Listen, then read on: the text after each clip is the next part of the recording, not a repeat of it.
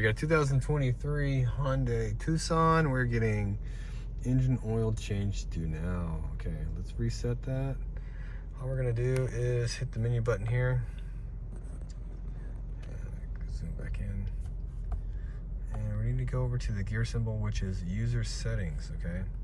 Then use the button here and go down to where it says oil change reminder. Hit OK. And let's go ahead and reset. All right, oil life has been reset. Let's turn it off. Turn it back on, make sure we reset the system. And we are not getting the message anymore. Okay, so we're getting service required.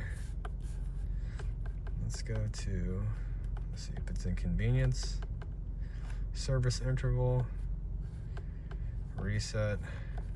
Yes, I did just change the oil in this car, so that did need to be reset. So I'm showing you how to do two things: the oil life reset and the service reminder reset. It has two different ones, okay?